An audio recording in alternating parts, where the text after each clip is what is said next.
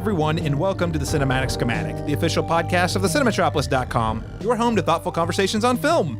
I'm your host, Caleb Masters, and today we are celebrating the beginning of spooky season in the only sensible, respectable manner for a cinephile. And that's right, we are going to be talking about not one, not two, not three, but a series of short mini reviews covering some of 2022's best horror films that we've seen so far to date. We're going to start with spoiler-free reviews of the Ty West 2022 double feature, X, followed by its prequel, Pearl. And then we're also going to do a spoiler-free review of the recent Shudder hit, Watcher. And then we're going to conclude the show with a spoiler-filled discussion covering Barbarian. So again, spoiler-free in the front for the first batch of films, but we really want to talk in-depth spoilers for Barbarian, as you'll hear, because we don't want you to know anything about it before you see it. We'll get into that later. So again, you'll be very clearly warned before we start talking about Barbarian. And I can't just talk about horror movies alone. No. I had to bring, I guess I could call you the Double Ds this week. Double Ds, Dalton Stewart from Good Trash Media and the Good Trash Genrecast. Dalton, welcome to the show. Happy to be here, Caleb. Always a treat to come visit over at the Cinematic Schematic. Thank you so much, sir. And hey, congratulations on 10 years of Good Trash Genrecast. Thank you. We well, I'm sure you'll give me a chance to plug shit at the end, but we just wrapped a sort of a 10-year retrospective marathon, and we are starting our 11th horror marathon. So Shocktober 11. We're calling it Shock from the Book of Shocks. Just some silly bullshit, but yeah, we're having a good time celebrating a spooky season. We just talked Nightmare Before Elm Street, which we'd never covered. And we've got plenty of other fun stuff coming down that I can't wait to tell you about. Yeah. All right. So, ladies and gentlemen, that's the Good Trash Genrecast. 10 years of podcasting. And I have to say, guys, it takes a lot of work to keep a podcast going for, a month, let alone a year, let alone 10 years. So, again, kudos to you guys for sticking to it. I think it's great. Shocktober is always one of my favorite seasons over at the Good Trash Genrecast. We're also joined by the second of the Double D pair, Daniel Bowkemper of the Cinematropolis. Daniel, welcome back. Hey, y'all. It's great to be here. Sorry, I just wanted to pre-spook everyone a little bit. Spooky laugh. I was hearing that laugh come out of your beard was truly pretty spooky. Good.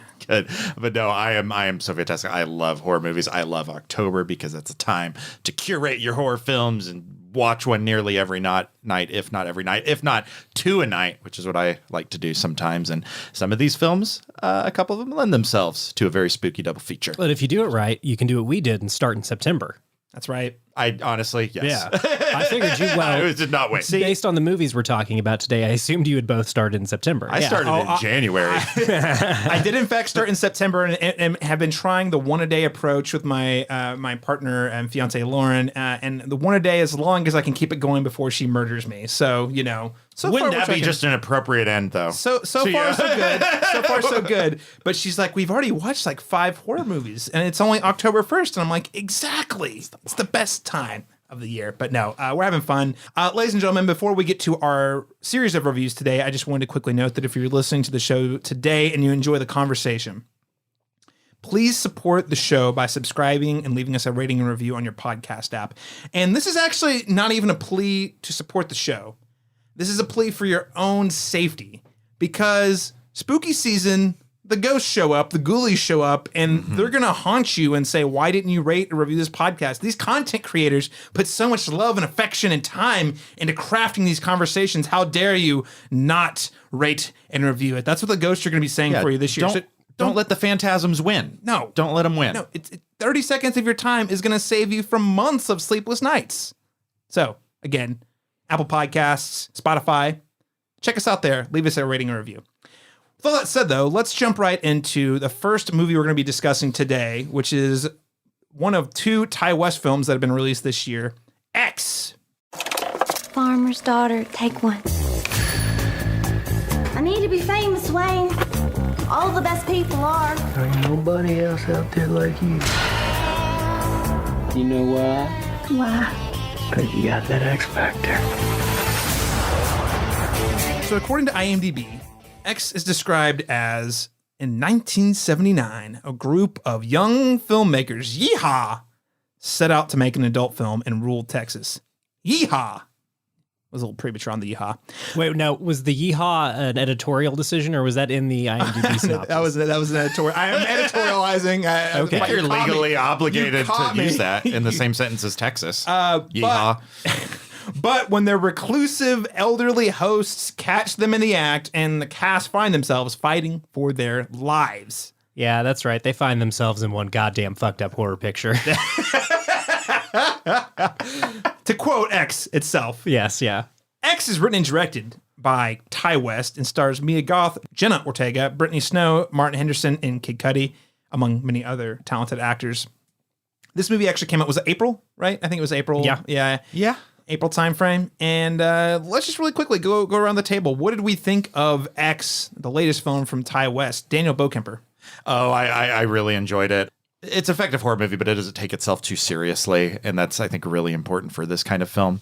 That's a bit, I don't want to say derived, but definitely inspired by, something like the Tobe Hooper's Texas Chainsaw Massacre. I'd say derived. We'll give it derived. There's a little bit. It at least does something a little different, but it is very much, yes, absolutely. At the very least, a very direct homage to it, and by extension, derivative. But see, what you're missing, Daniel, is it doesn't have the X factor that the original Texas Chainsaw Massacre. Oh, it has the X factor. Should I joke or should I be serious? No, I would say like it pairs well with that film.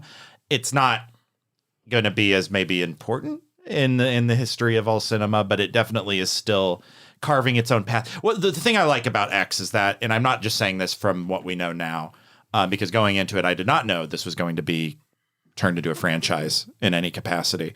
And I think even the way they're approaching the franchise to it is the franchise effect, I should say, is very interesting. Ty West is definitely taking this franchise into a tethered yet a very unique direction. I also want to praise without. I don't know if this is spoilery I think you or can not. say Mia Goth plays multiple roles in the film. Yes, and that is an excellent. Yeah, Mia Goth's performance is iconic. The acoustic cover of Landslide, Fleetwood Mac's Landslide, is also an excellent sequence and placed at a very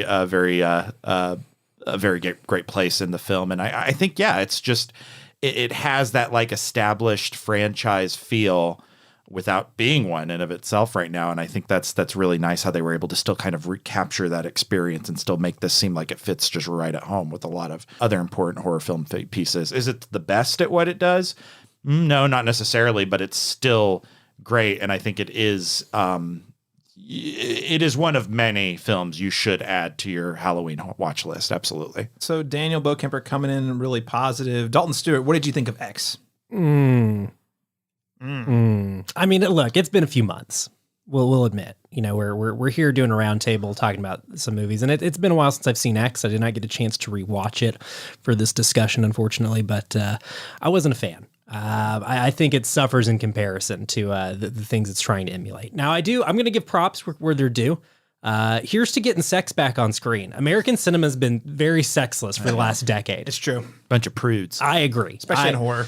Well, I think the Marvelification of American movies has taken all the sexuality out of them. And I will give credit where credit is due to X. I appreciate not just that it's a film that has sexuality on the screen, but the fact that it's like engaging with sexuality as a core theme and as a core idea, I think is really interesting. And I think setting it back in the salacious 70s definitely kind of helps out with that vibe, right? It kind of fits in line with what they're trying to do.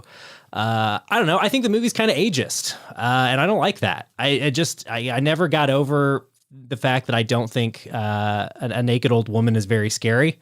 And I think the movie wants me to think that that's scary, and I just don't. Yeah. And I don't know. That's your mileage may vary, and I might be selling the film short. It might be up to something a little more clever and a little subversive than I'm giving it credit for. But I don't know.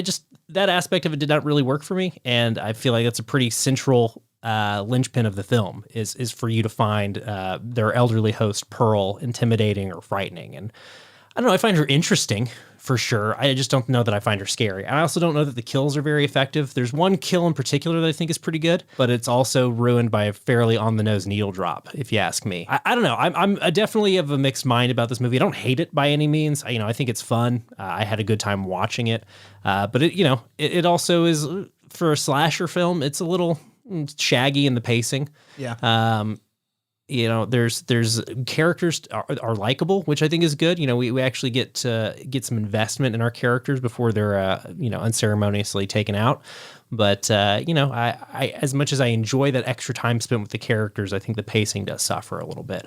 So again, not a movie I hate, but a movie that I'm not particularly excited about ever revisiting or adding to my spooky season watch list. All right. I think that's fair. I think those are fair criticisms. I'm going to come in sort of the middle. I enjoyed the movie quite a bit. To your point there, Dalton, I don't know if it's one I'm going to be rushing back to revisit so much. I had a great time. It was like a ride. Sure. I'm watching it. Oh, cool. We got the grindhouse, the 70s horror slasher vibe going on, Texas Chainsaw Massacre. I'm like, oh, it's a throwback picture. I think the premise of it being about them making a porno, it being sort of like the vehicle that gets us to the horror film is a fun premise that I think they really engage with in some pretty cool ways. I hear what you're saying about the ages piece. I want to just add a little bit of color to it. Sure. I don't think you're necessarily wrong on its face that the movie is leaning on the fact that they're old and she is mentally ill as the thing driving the horror. But I do think the thing that gives me a little bit of leeway to not be so harsh on just direct ageism is that it is that they are in the middle of nowhere. They don't know these people and the context. On her own, I don't know if Pearl's really scary. You know, it's pretty scary. Waking up in the middle of the night and there's an old lady with her arm laying on top of me, right? So it's like, is she on her own scary? I think she's scary because she's unpredictable, not because she's old. Yeah, okay. I'd say that's fair. I don't know. I'm not going to push back too hard. But I don't think you're wrong either. The fact that she is old is definitely supposed to be a factor in her being creepy. Well, and I think there's thematics there that are interesting, right? Like this pining for youth. Yes. This fact that you have to get okay with your body being failable. Like you're not going to be able to do the things you want to do your entire life, right. And you have to get okay with that. And I think that it's as a theme that's interesting. But I just execution wise, I don't know how. Yeah. And Daniel said something kind of offhandedly a second ago about X Factor, and I do think that Tobe Hooper's film has it, and this film doesn't. Yeah. And that's now. Well, to spoil a little bit, I think another Ty West film from this year has got X Factor. But the film is missing something special for me. It doesn't quite pop. But I think you're fair to push back on me, Caleb, because I think the film is like at least thematically rich enough that it's engaging with its ideas. It's not just like saying old people are scary, huh? It is like actually like thematically interesting as far as like what it's trying to do, I think. Well, and to your point, does it fully realize all the themes? I don't, and that's why it. Even though I don't think it was pitched as a double feature, it definitely feels designed as a double feature for Pearl, which we're going to talk about in a little bit, because they definitely lay the foundation for Pearl as a very intriguing character. Sure, she has a conversation with her husband midway through the movie where I feel like the themes are really on the forefront, which is she wanted all this stuff out of life, but chose for some sort of like self-righteous reasons, she chose to not go down that route. And she now has resentment towards everyone who's doing the stuff that she wanted to do. And they don't really explore that a ton in this movie outside of, I would say, that one conversation. But it does sort of lay the foundation for the second part of the double feature. So I think you're fair. On its own, it does really leave the movie feeling pretty, I don't want to say shallow, but unfulfilling. Okay. I'll put it that way. There's a lot more on the table than what the film, and like it's not even that long. That's another thing I wanted to add is it's a short, sweet, 90 minutes. Yeah. And there's so much left unexplored that I'm glad we get the follow-up films. And I think that's why I want to agree with Dalton, first of all, that it is a bit ageist, and it is like most people think old people are kind of scary naturally. So let's just like play to that. And I think that's like that's what it's feeding off of that. Absolutely. Misconception, I think. And whether it's doing it with a lot of tact all the time, I probably not. But I will say what I was thinking less of when I was watching it was, and again, not to get too into like spoiler territory, but I think we're kind of at least dipped our toes in a little bit, is that I'm not questioning I guess as Caleb was saying, it's never like the age thing isn't the soul. Like it gets us primed, but like I found myself more of like, how did these people Pearl and Howard, how have they existed and lived in this way for 50, 60, like that is where that was what was building up the horror for me. Okay. And also kind of building a funny scenario. Because again, I feel like I was laughing just as much as I was like kind of jumping in this film. If I remember our viewing experience, it was very uproarious. And so you and I saw it together, and I know that, at least for me, a lot of the laughter came out of just how grossly uncomfortable we were in moments. But it was also like, oh, they've been doing it for a while. And again, I don't want to like say, oh, what the movie has going for it, or the thing, a lot of the implications, and that's what's like makes an error. The questions I was asking myself, because I don't think that, because the film should kind of reasonably explore those things to some extent at least. But I did find myself attaching to those, like, how does this work? And it got me excited about like wanting to see more of that. And so I guess that's where I kind of receive it a little bit better in that way, just in that premise, in that setup, in that like it's got that franchise feel, and it's not even a franchise yet. I guess. Yeah, I mean that's why I kind of come down middle of the road. Meaning I had a really good time with it. I was left with more questions, and then I found out because we just happened to stick around throughout the entire credits that there's another movie coming in the same year. Yeah. That was my experience as well. We just happened to stay because we were kind of talking with some friends as the credits were rolling. We just happened to see, I think we were about to leave, and a friend of mine that we were there with happened to mention that there was something. Again, that got me so excited. Yeah. Even in watching X, a film that I was pretty mixed on and wasn't thrilled with when it concluded. It ends with this trailer for Pearl, and that just got me extremely hyped up. I don't know what it is, but that the post credits trailer is like cut very well, and does a really compelling job of selling an expansion of this universe. If only because it's got another visual language entirely, and for a film to be like, here's a movie, and then end with a tee up for a different film.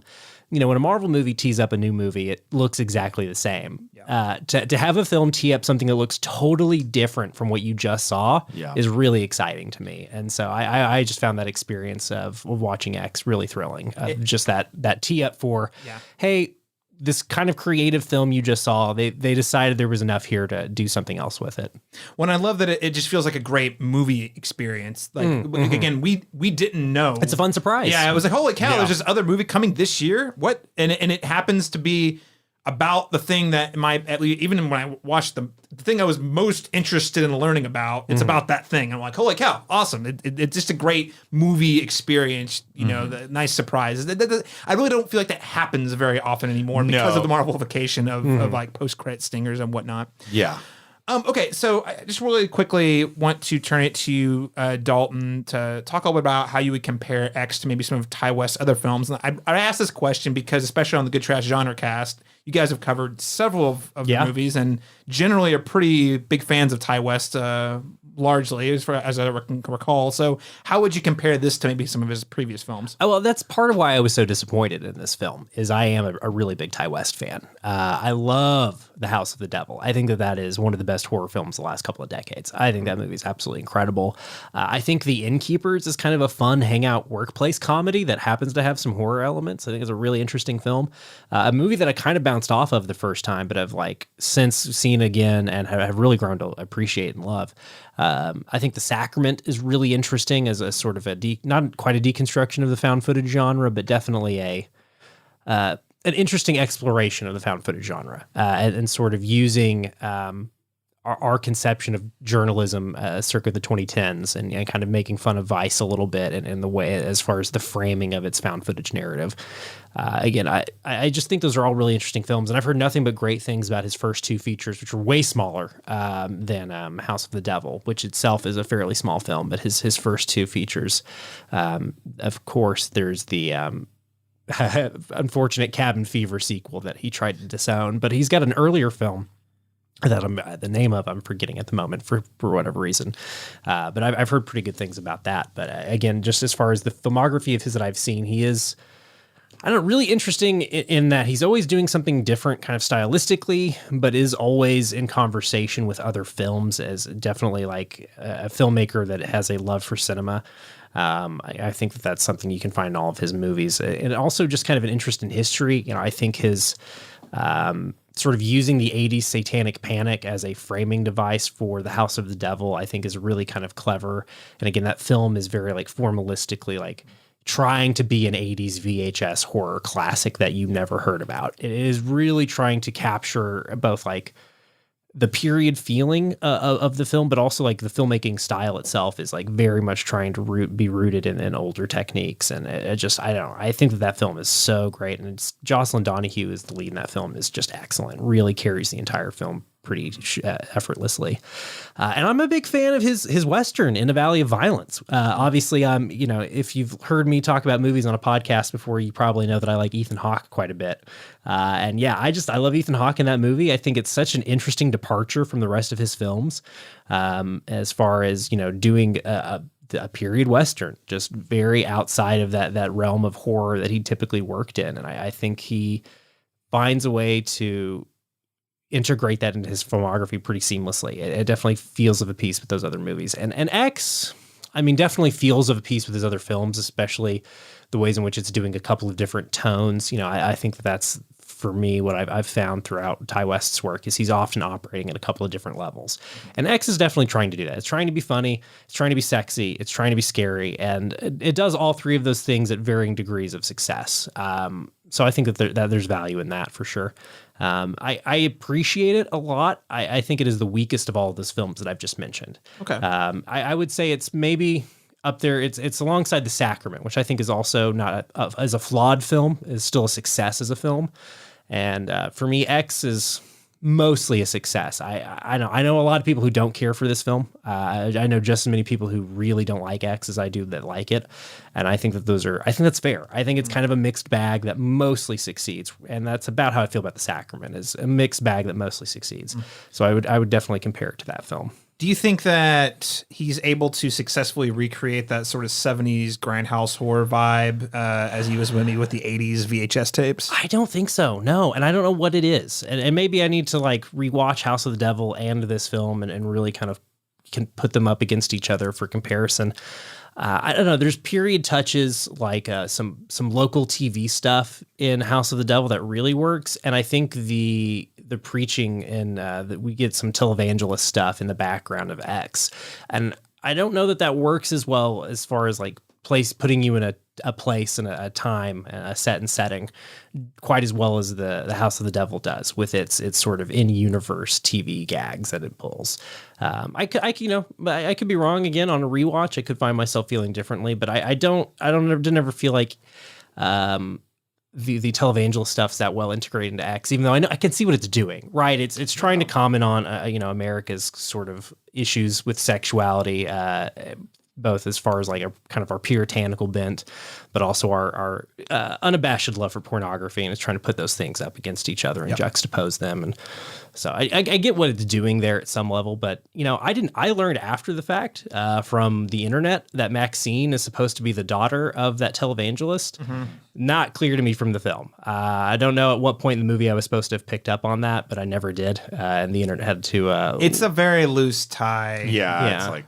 Yeah, totally missed it. Again, I only bring that up to say I feel like that. I just think all the time of don't forget to make the popcorn. I like mine with butter, which is just a weird exchange that two TV anchors have in the House of the Devil, like as they're teeing up a movie night that's about to start. Just great stuff. I think the pizza ordering there's just so many like interesting details in House of the Devil that I feel like really sell the period for me a little bit better than X does. And again, I think stylistically that film is a little bit more hewing towards those visual cues. This film, I don't know. There's no like. I could, again, it's been a while since I've seen the Texas Chainsaw Massacre. I could be missing some pretty overt visual references, but I think a lot of that film is kind of interesting, rudimentary tracking shots that shouldn't work, that are on, the cobbled together on a set that was a nightmare to work on. But there's so many kind of interesting camera moves in Texas Chainsaw Massacre, and I don't know. X didn't really ever.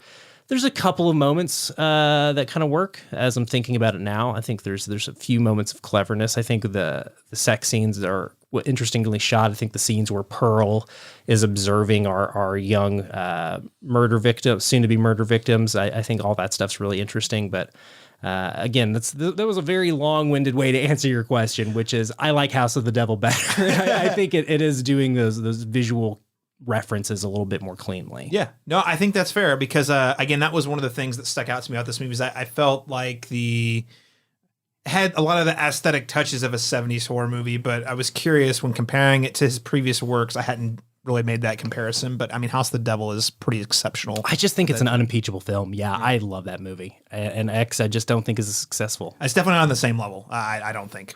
Even if there are a lot of things I like about X that are also present in House of the Devil and vice versa, I just don't think X as a whole package is quite there. But Daniel, I want to turn to you here. I mean, have you... Tell me a little bit more about some of your previous Ty West ventures and how this compares to this. Opposite of Dalton, really, because The Innkeepers and House of the Devil are on my current Halloween watch list for this year, but I have not made it to them yet. I'm very excited for you. Yes, I know. I'm even more excited after your description, but also I didn't realize The Sacrament was Ty West. Oh, yeah. Okay. I don't remember that movie terribly fondly. I do remember it and what it was about, and I think it did some interesting things, but it's so hard. Sometimes by default, something being a found footage film to me immediately like gives me this like, oh, I feel like that's just a way to try it. Like I almost want to assume that it's not going to do anything interesting with that genre. It's just being that for the sake of being it because it's really popular. But I feel like The Sacrament actually does something to my knowledge. And when you were alluding to the criticism of like Vice and that style of journalism, I remember it does get into that a little bit more, and that's at least something different. It finds an excuse to keep the cameras rolling when the guns come out, which I think is a difficult thing for any of those found footage movies to do. Yeah, absolutely. But I still think I probably like X. Again, I haven't revisited The Sacrament. And then beyond X, the only other thing I can think of by Ty West immediately was that segment he directed in the first VHS film. You were talking about VHS earlier. Right. So I was like, oh, wait, he did a Second Honeymoon, I think. That's what it's called, yeah. Which is one I don't remember at all. No, and I'm like, it's not. I definitely remember one critic that I like, Jacob Knight. I think it was Jacob Knight that said that he finds it pretty unwatchable. Yeah, finds it, like, it's actively not bad. great. So, like, in comparison to that, X is like exceptional to me in that case. But then I have, of course, seen Pearl, which is another film, and I actually we'll get to that in a minute. But X is not as good as that, like nearly even remotely to me. But I still really like X in a lot of ways. So yeah, it gets me excited to see his other stuff. But as far as like where it places on the hierarchy, I feel like it's one of the best, but because I only have 4 options to pick from, personally. And so, yeah, I would say I think it's probably a little bit better than The Sacrament, definitely better than his VHS segment. I do not think this is better than Pearl, but I like that because obviously it's joined at the hip with Pearl. Now, Daniel, do you mind if I make a viewing order recommendation? Yes. I would go, if you're going to watch them on the same night, I would go Innkeepers, then House of the Devil. Yeah. Okay. I would go the reverse of release order. Okay. A fun thing about Innkeepers is it's actually inspired by the making of House of the Devil. They were staying in the Yankee Peddler Inn, which is the inn featured prominently in the Innkeepers. Yeah. And he was just kind of struck by like this old, very haunted feeling building being staffed by all these 20-year-olds. He was just kind of struck by that and wanted to make a movie about it. So it's, I don't know, just kind of an interesting production story on that. But yeah, that's where they were hooked up or housed up for House of the Devil. So Innkeepers first. Yeah, go Innkeepers first, even though it's made after House of the Devil. But go Innkeepers first because it's a little bit lighter. You know, again, it's very Clerks-esque. You know, it's a lot of 2 people hanging out talking. And there happens to be a ghost movie kind of happening on the periphery of that movie. Okay. And then House of the Devil is like just classic. Yeah. I won't tell you anything, actually. Okay. The less you know going into the House of the Devil, the better. Good. Which is how I feel about another film we'll talk about today. Mm-hmm. Absolutely. I don't have lots to add, Dalton. I think you laid it out pretty well in terms of Ty West films. I think I probably like The Sacrament a little better than this film, mostly because I saw that one. I saw that on the festival circuit in 2014, and watching that in a packed theater in a festival setting, it was pretty. Yeah, I bet that was pretty memorable. What festival? It was. I was living in Phoenix at the time, so it was the Phoenix Film Festival. Right on. And it was a very. It left an impression. Let's just put it that way. I think that movie in general is pretty powerful in terms of like the way it amps up the tension and just really gets you inside the head of like sort of like cult mentality. comboed with what you were talking about with like you're looking at like hey, why would people be filming this awful stuff? Well, that Gene Jones performance as father is like really compelling too. It's chilling because you kind of you see the charisma. And Ty West even said because he was there to do an interview after the film, he actually is like, I wasn't really making a horror movie. I want to make a movie about cults because he's like, I'm obsessed with cults right now. And I thought it did a really good job at showing what is sort of attractive to certain types of people about cults, that sort of the charisma on display, while also really amping up the tension in the latter part of the film, which I won't spoil, but like it's pretty upsetting stuff, like the imagery and the way they execute it, the sound mixing, everything. So it left quite an impression. So I'm saying that to say I have a little bit of bias towards that film in a positive way, just because it was very memorable. But so I think, X probably falls in the lower half of his filmography. Innkeeper's a lot of fun. And that's one's very rewatchable. I think I've watched it like 3 or 4 times. Sacrament's a one-timer. I guess timer. I've watched it twice, but and House of the Devil is like the top shelf. Yeah, like, it's definitely the one you should save for last. Or I would watch his other films first because like none of them quite reach that level. If you watch that one early, everything that comes after that's going to feel not as good. Yeah, I don't know. I think well, let's talk about the other movie. Yeah. We're going to talk about Pearl? Because I think you've just set us up to talk about Pearl quite nicely. Yeah. Well, I think we should do that. I want to really quickly letter grade this one for X, and then we can also talk about them as a package after we talk about Pearl. But Daniel Bokemper, what letter grade would you give X on its own? I'm feeling a solid B, which I feel is pretty good considering how far back in the alphabet X is. So it went up a total 23 letters for me. Moves up from the X rating. Yeah. Dalton Stewart? I don't know. It's like a C. I don't know. A C minus feels too mean. I think it works a little bit better than that. Probably a C. I think I gave it 2.5 stars on Letterboxd. So whatever that converts out to, somewhere around a C. Yeah, I'm gonna go with a B minus myself. Yeah, especially on its own. I think it's what's most compelling about it. We explore in Pearl, which we're gonna talk about right now.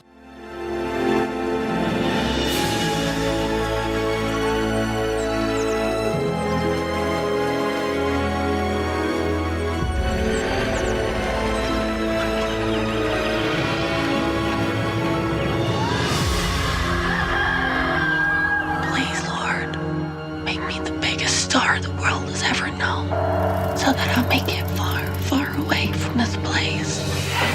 Caring for your family during these times is admirable, but you only get one take at this life. If only they would just die. Pardon? Nothing. So according to IMDb, this one is not editorialized. I've seen some pretty bad IMDb synopses before, but this one takes the cake. Pearl is described as simply backstory on how Pearl became the person she was. Not the person, just backstory. Or not the backstory, just backstory. Wow, that's not great.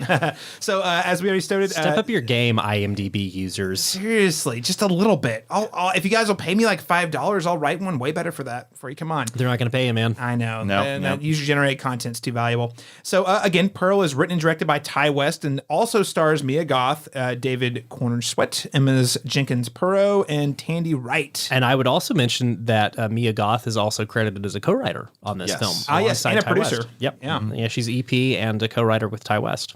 Which kudos to her, man. I think we didn't get to talk about how. Daniel acknowledged it. She was awesome in X. Yeah. We really get to see her hit some home runs in Pearl. So with that said, I just want to quickly note, fun fact, the legend, the man, Marty Scorsese, reportedly said about Pearl, I was enthralled, then disturbed, then so unsettled that I had trouble getting to sleep, but I couldn't stop watching. So He peed his pants. Right. So Dalton Stewart, what did you think of Pearl? I think this movie is really good. I like this movie a lot. This might be one of the best post-pandemic movies. I think it manages to be about by being set in 1918 during the the flu epidemic I don't know, didn't actually originate in Spain. I don't know. I think it's the Spanish flu. That's what they call it. But there's obviously no. That's There's a reason why. There's lots of reasons why we shouldn't call it that. Right. But I think it is just factually inaccurate, actually. But anyway, it's set during the 1918 flu epidemic, and like because of that, is able to be about kind of our recent issues globally. And I don't know. is very cleverly integrated into the film. Like those feelings of isolation that we've all experienced over the last 2 years, I think the film like speaks to very interestingly. You know, you can definitely tell that they were thinking about the pandemic as they were writing this movie. I think it shows. But yeah, I think that period piece element works so much better here than it does in X. X, I'm like, okay, sure, this is the 70s, whatever. And maybe it's because we're further away from the 19 teens, but this just works so much better for me.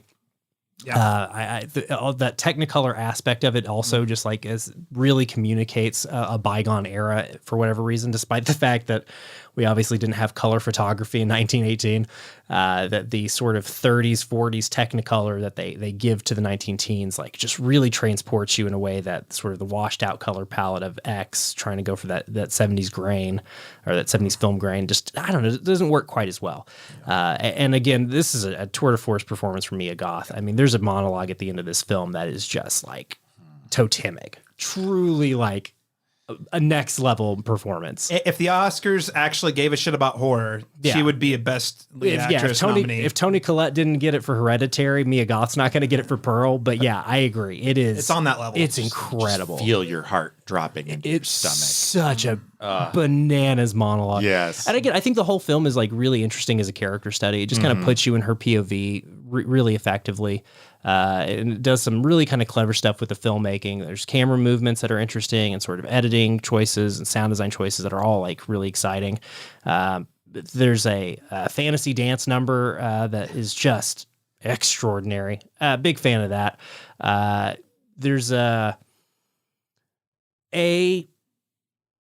almost sex scene in a cornfield that is among one of the most interesting things I think I've seen in a movie recently. I thought that was pretty wild. It's definitely in the top 10 post-pandemic things I've seen on the screen. Yeah, as far as the 2020s go, as a decade for film, one of the more interesting things of the decade so far. I'm a big fan of this movie. I think it's really interesting. Definitely not a horror movie. I think it's like a psychological drama with some horror elements, but I really effective filmmaking. I'm a big fan of this. All right. So Dalton Stewart's coming down really positively on Pearl, Daniel Bokemper. Oh, I absolutely loved it more than X for a lot of reasons that I think some people, at least that I've heard, are a little more colder on it because they saw X and they maybe wanted some kind of another like splatterfest or another like something very bloody. I've heard that criticism. I've been telling people that I've been asked by a couple of people whether or not they need to see X before seeing Pearl, and I've been saying no, absolutely not. And that's kind of why I like it. Yeah. And I was alluding to the what could have been with the Halloween franchise with Season of the Witches. Stylistically very different films. Yes, like more of an anthology piece and more of a thing. It's fundamentally tackling something very different, and I really like that, and it does it very well. If I was to try and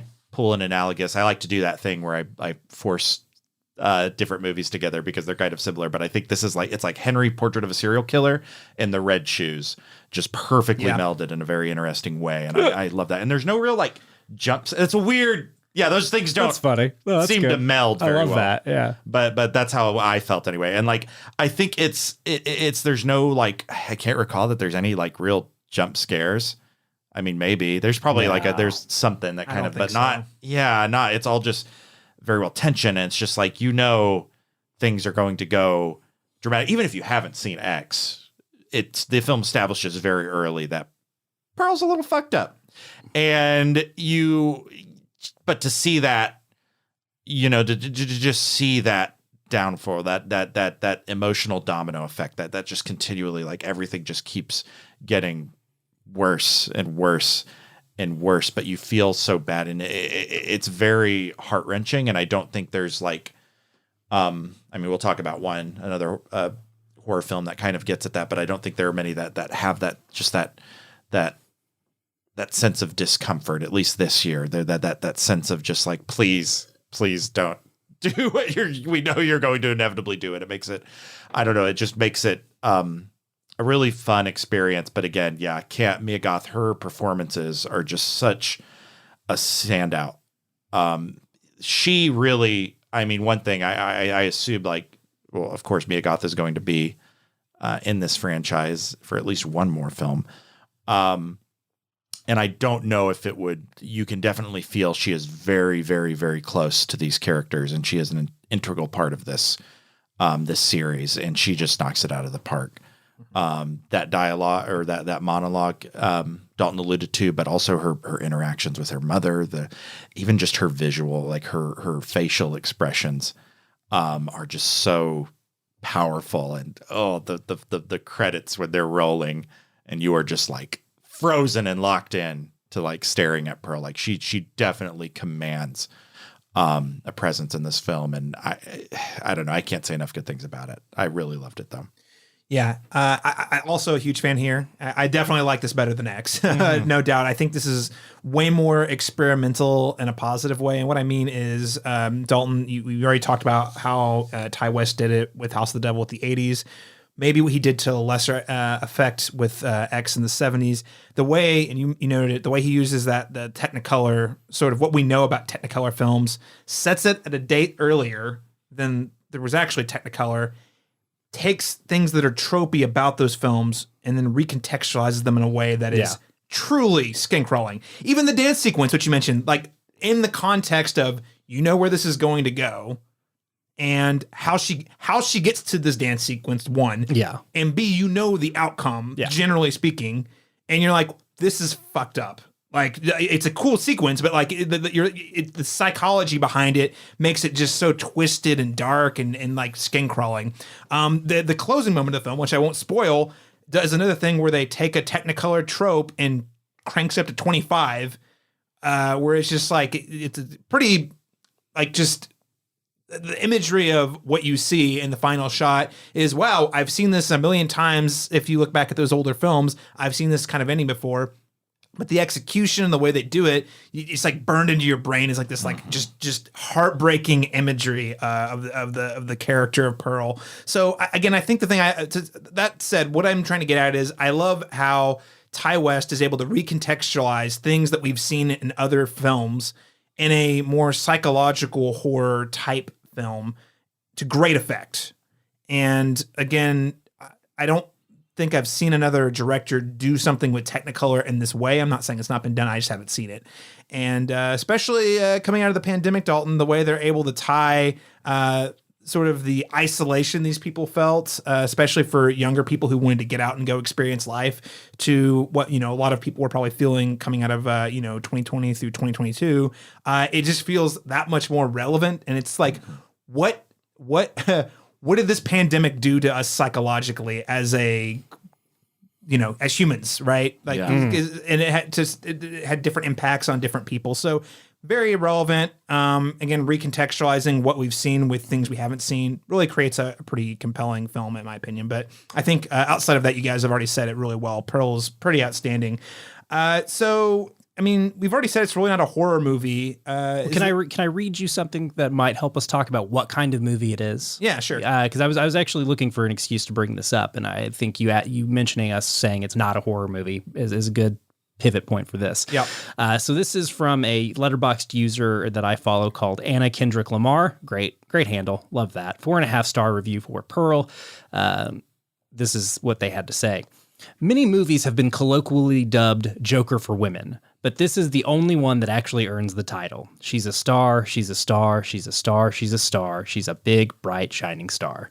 And I think Joker for women is definitely, I haven't seen Promising Young Woman or, what was the other one people were calling Joker for women? I can't remember. There's been a couple other ones, but that's the one that sticks out in my mind is Promising Young Woman. Yeah. And I think I like that adjective or that describer for Pearl. I think it's kind of an interesting way to look at the film as just far as a character study of a deeply psychologically troubled young woman. I think that is sort of at its root what it is a character study of a psychologically disturbed person. Mm-hmm. No, I think that's actually a really great way to posit it. I think the Joker is probably the most apt comparison, honestly, in terms of if I was to find another movie that is the most like this film, I think Joker would probably be it. Caleb, I enjoy still not having to have an opinion about Todd Phillips' The Joker. Or Joker, I'm sorry. There's no definite article there. No. I love not having an opinion about that movie. It feels incredible. I hope to never see the film so I can continue to not have an opinion. You know, we haven't really talked about this movie on this podcast. We haven't. Oh, you mean no, this podcast did not review Joker? Okay. I thought you meant you and I. I was like, yeah, you we and I definitely definitely haven't talked about it. Yeah. We'll keep it that way. We'll save the non-opinions for off the air, I guess. Maybe we'll do a super packed episode for Folie à Deux. Ooh. Yeah. Thinking. Okay.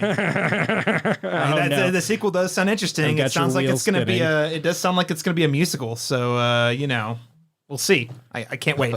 But yeah, Daniel, I mean, I don't know if I could say it any more eloquently than that though. Joker for Women, I think is a great comparison. Very accurate. Daniel, anything you'd like to add about how you might compare this to other horror films that have come out this year?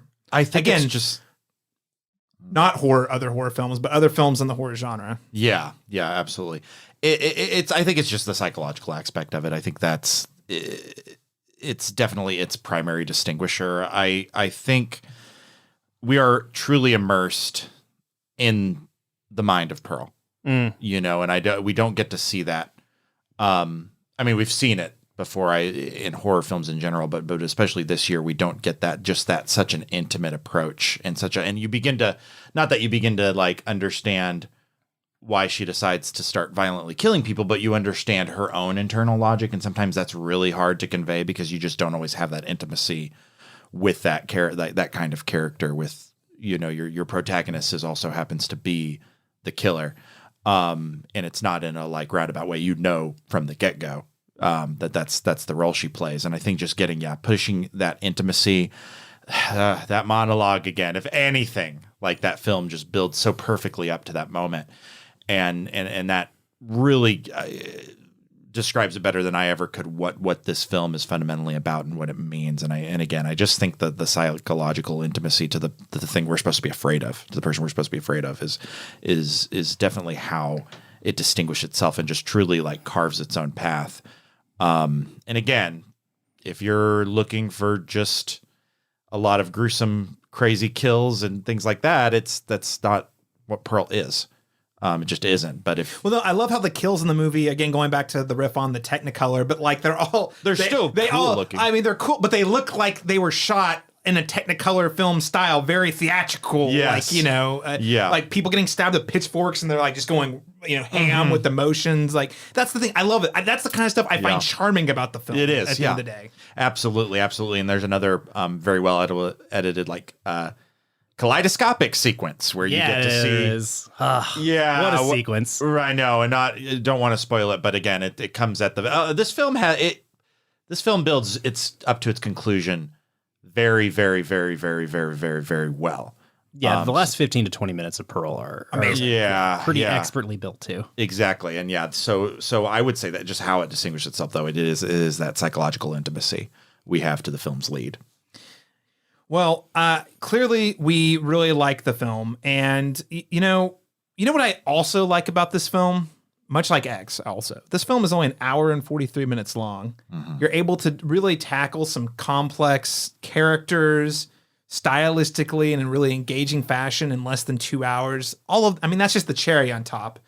But it was kind of nice to see like such an in-depth character study that is thrilling. That is also short. It feels like it's short and sweet. I was never bored. Any chance, you think sometimes you think psychological character drama. Oh, it's going to get boring. It's going to slow down. Mm-hmm. Edge of my seat the whole time. So again, the runtime was a cherry on top. The older I get, the more the shorter films really becomes a plus for me. Absolutely. I know what you mean, man.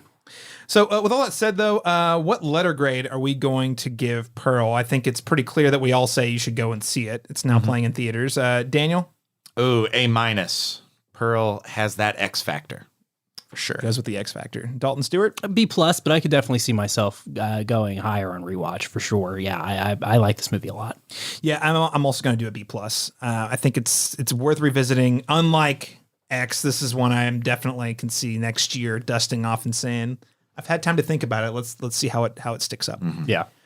All right, ladies and gentlemen, that is our review of Pearl. Go see it, now playing in theaters. And if you're not going to theaters, as soon as it's available VOD, I highly encourage you to spend that money. It'll be well worth your time.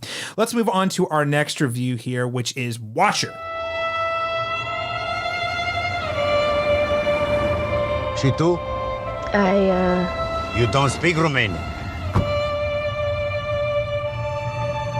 You don't like? No, it's lovely. There's this guy that lives across the street, and he's always looking over here. Looking over here how? Every time I look over there, he's just staring right at me.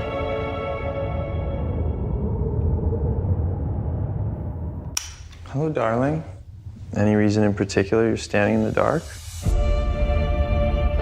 So according to IMDb, Watcher is described as a young American woman moves with her husband to Bucharest and begins to suspect a stranger who watches her from the apartment building across the street may be a local serial killer decapitating women. Watcher is now streaming on Shudder or AMC Plus if you have that subscription. And it is written and directed by Chloe Okuno and stars Micah Monroe, Carl Glusman, and Bern Gorman. Based on an unproduced screenplay by Zach Ford, I guess. Mm-hmm. So there's a based on a screenplay by credit, but there's no other film called Watcher. So I guess that they just have changed the screenplay enough that they decided it was worth kind of distinguishing. Yes, there as opposed to separating. doing which I think is interesting. You don't see that too often. No, not really. It makes me think of Moonlight, which is based on an unproduced play. Mm-hmm. It makes me think like how much of it they changed too, because I mean, there's a number of scripts that never get produced, and a lot of times they get retooled to the point where they don't even credit the original writer. So I don't know. Throw a Pinhead in it, and it's a Hellraiser movie. That's what I always think. Speaking of, Hellraiser's not out at this point, but you guys, don't you worry. We're going to talk about Hellraiser on this podcast one day.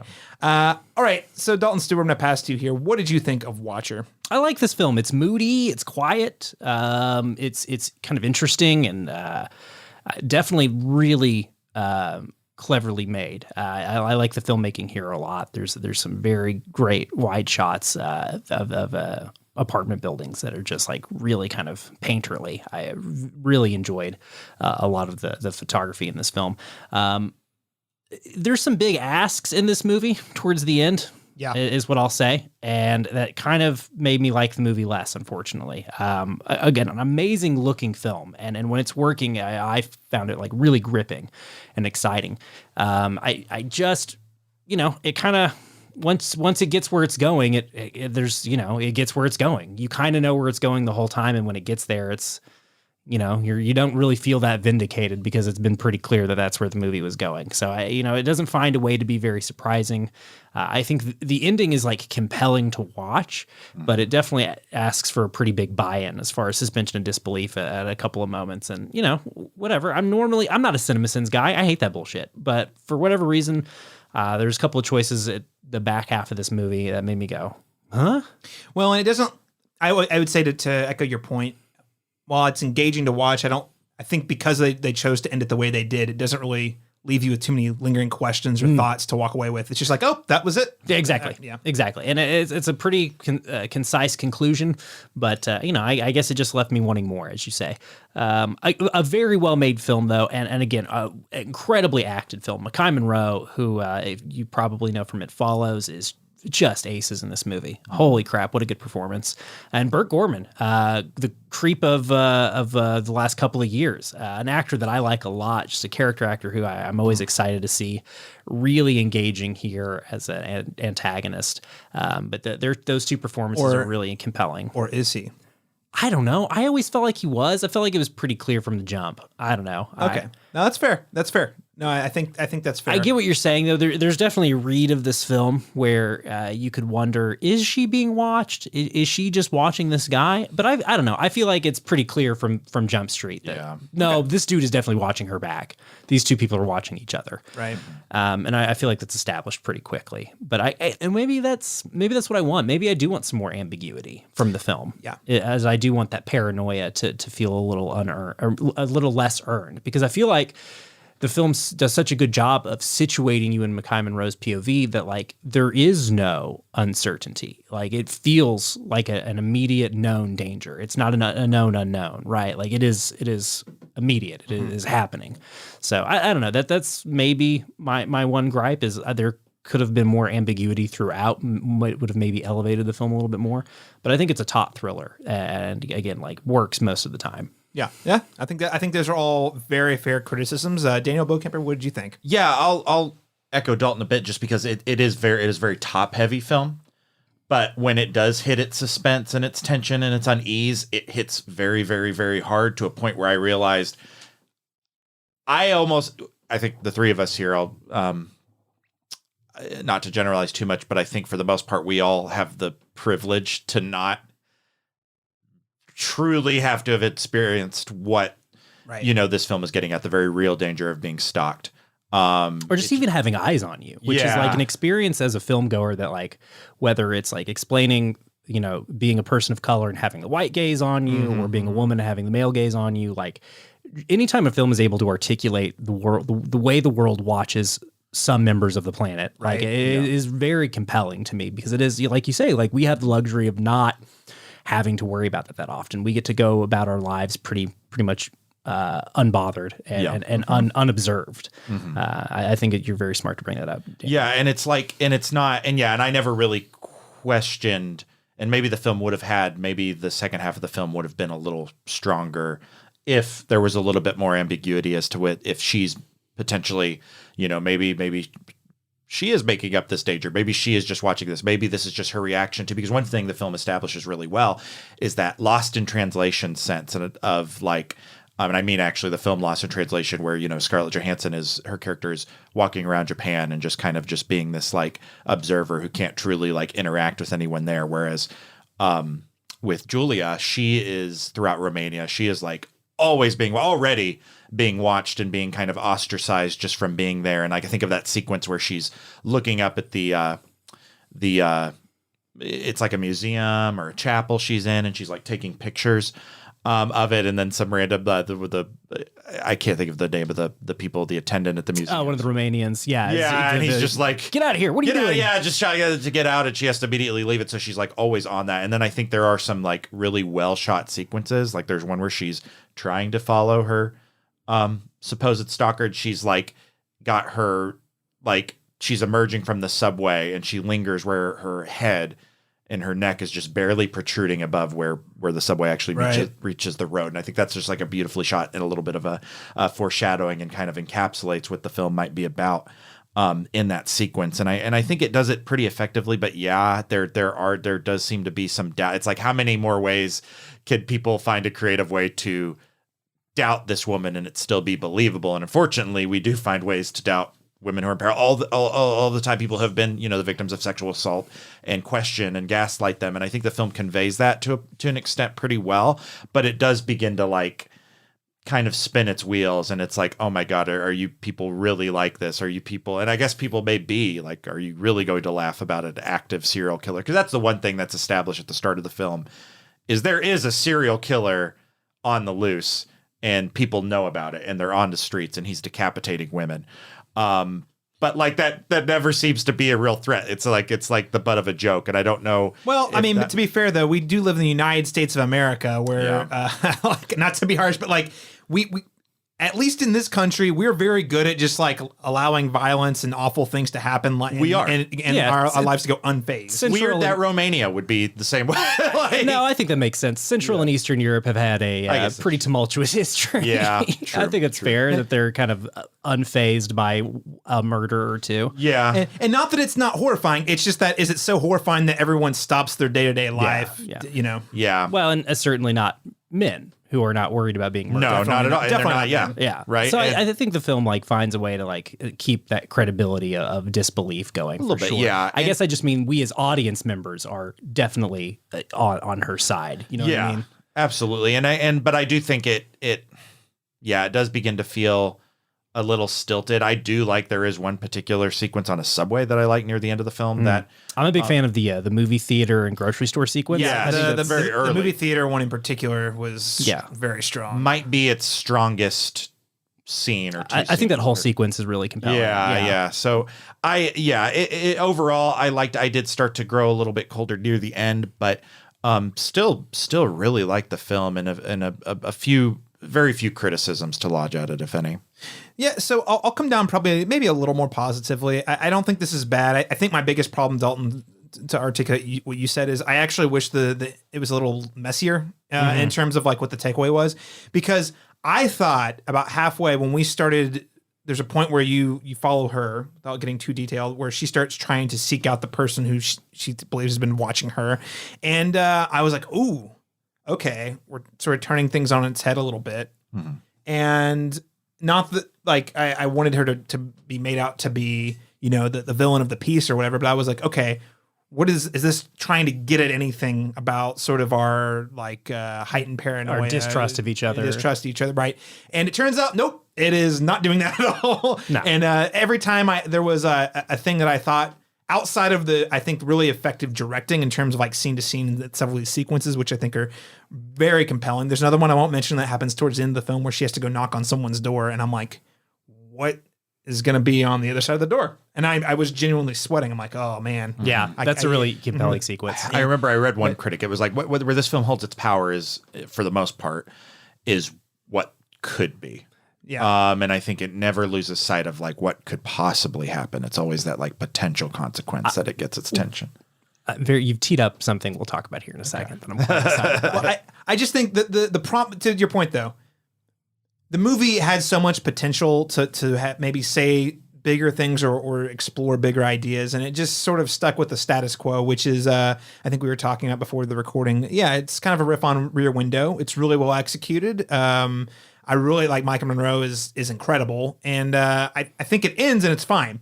It's just going to be another in a line of horror movies that are really well directed, executed, but are they saying anything super powerful or memorable? Nah, not really. And that's okay. I just I had hoped from, based on how well it was directed and a few of the things they were sort of tap dancing around, I really thought we were going to get something a little bigger by the time the film wrapped up. But Dalton, you wanted to hit on something else here? Well, no, just that there's a couple of horror films that this year that I think really excel on the question of what could happen next. Yeah. Oh, that really live and breathe on that feeling of what's the worst that could possibly happen. And you were talking, of course, about Barbarian, which we will get to. And another film, actually. Okay. Yeah. Okay. All right. A couple, but I think Watcher, it definitely has a little bit of that magic as well, of that those moments of, good God, what's going to happen next? Mm-hmm. And there's two films that I've been really excited about that also have that feeling. Yeah, very well. Hopefully, films that deliver a little more concretely than Hopefully. this one.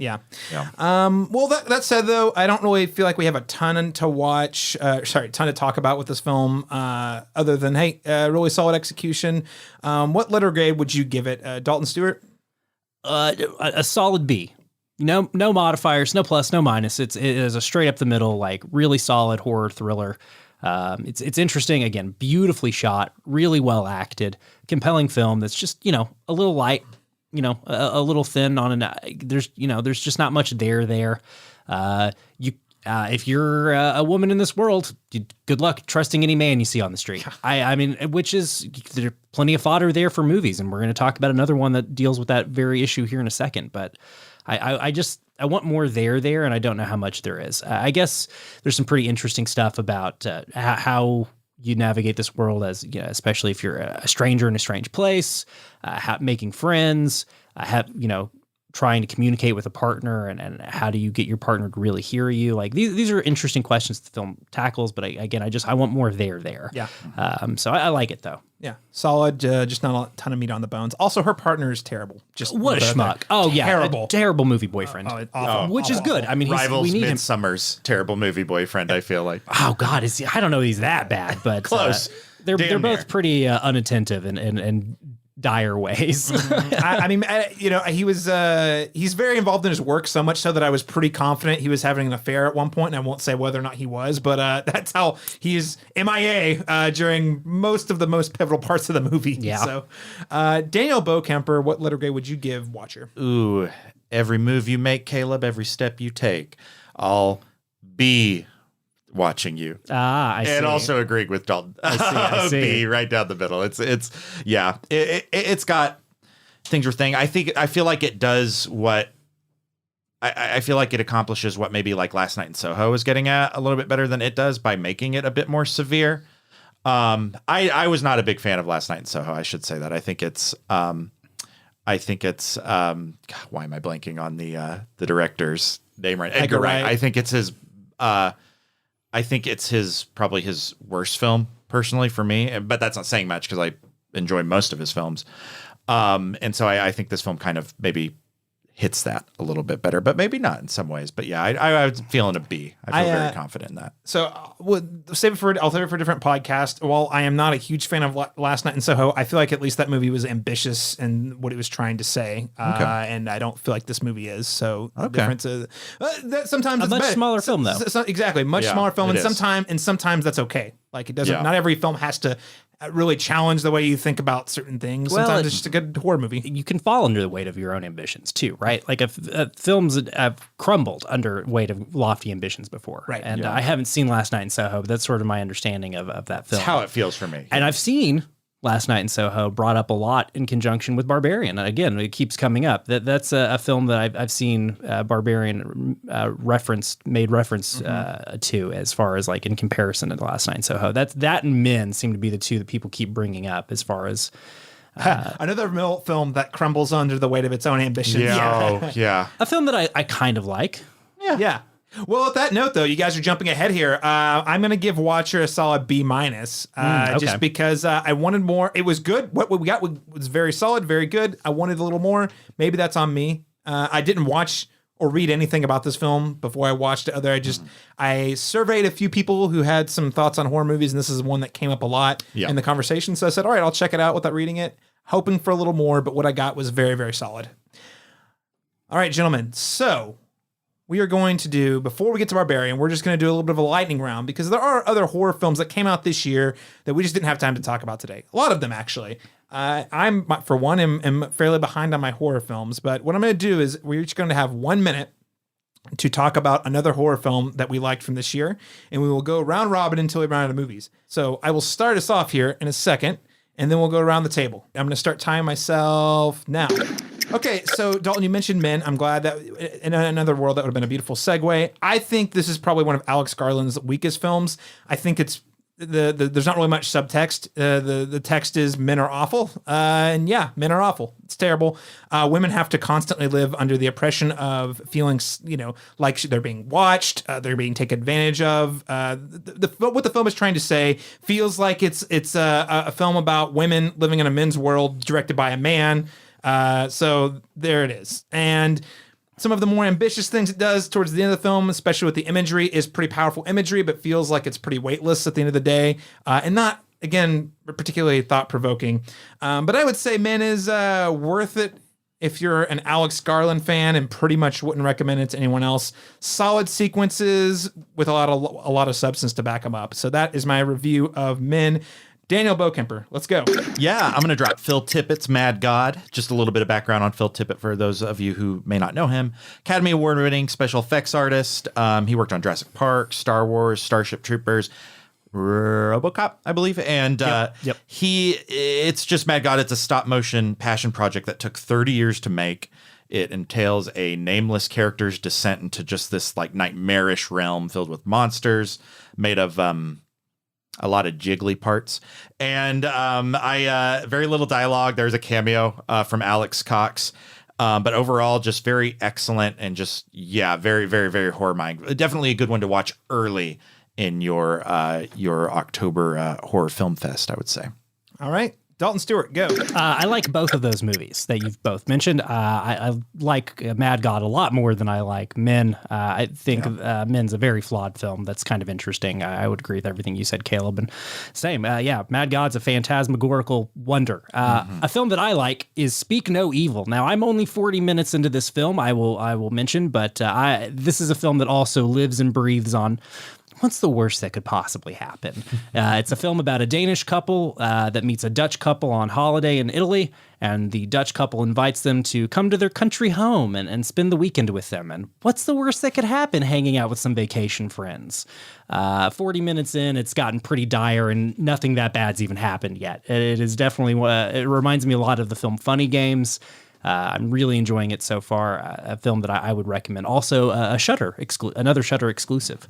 I would check that out if I were you. Very cool. I lied. I have another one, and it is Master, a film that is streaming exclusively on Amazon. And this is a film starring Regina Hall, where she is basically given this this very influential position at a New England university. I can't recall if the university is specified, but essentially she's given this leeway to sort of craft this program around cultural studies and whatnot.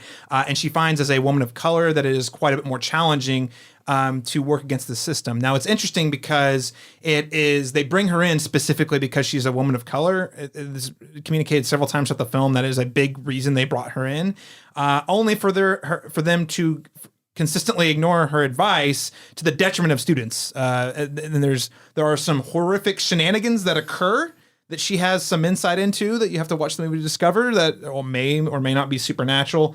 And turns out even like left-leaning white people can still be just as bad at perpetuating the system as non-left-leaning white people. Racism at a New England Ivy League school? No Who'd have way. thought? No way. Daniel. You out? Oh, no, I got a few more. I would say Crimes of the Future.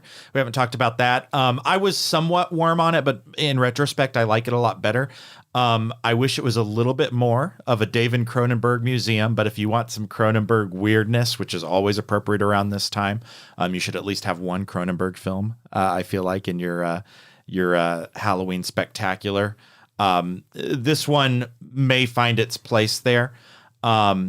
It will maybe gross you out a little bit, but in fact, it's actually just the conversations, I feel like, in the way they're kind of clinically talking about body modification and the desktop surgeries and all of this thing and how surgery is the new sex. There's just so many weird, just like one-liners and pieces of dialogue that are just bone chilling. And I really enjoyed that overall. An absolutely exhilarating Kristen Stewart performance. Yes. She is by far the best part about that. I'm sorry, Viggo Mortensen, but you crouching like a ninja the entire time is not quite as resonating as Kristen Stewart looking inside somebody's mouth as she's about to make out with them. I can't wait. Dalton, next film. This summer's The Black Phone. A good time. You haven't talked about that on this. We have. You guys did cover that on the Yes. show? Well, go listen to that episode. I'm sure it's quite good. An interesting film. I like it a lot. It's kind of a family drama. It's kind of a horror movie. It's kind of a ghost story. It's got a lot going for it. I'm a big fan. All right. And there was one that I hadn't thought conventionally as a horror movie, but until I was looking at my Letterboxd, The House, a Netflix stop motion animated film. Oh yeah, I know about this. Is chilling as F. Yeah, it's so basically it's an anthology story. It is set in what is implied to be 3 different stories set within the same house. All of them have supernatural or weird shenanigans going on. I don't want to say much more about it other than that you will be creeped out at some point watching this movie, whether it's the way they're animating animals or that there is some supernatural spooky stuff happening in one of them, or you're going to be grossed out, quite frankly. Anyway, highly recommend The House on Netflix. Check it out. All right, guys. Well, we made it through the rapid fire round. Good job, everyone. Let's get to the thing we all really came to talk about today, though. The whole reason we, in fact, scheduled this podcast was we wanted to talk about Barbarian.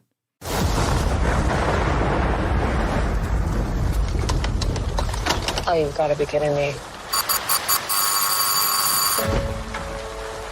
Yeah. This is 476 Barbary, right? Yeah, I'm renting this place. No, I booked it a month ago. Are you sure you have the right place? Yeah. What am I supposed to do? Why don't you come inside and we'll call these idiots.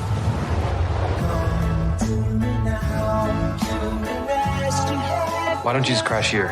Oh, no. I don't know if you got a great look at this neighborhood, but I don't think you should be out there by yourself. It's dry and there's a lock on the door. By the way, I'm Keith. Tess. You take the bedroom and I'll sleep out here on the couch.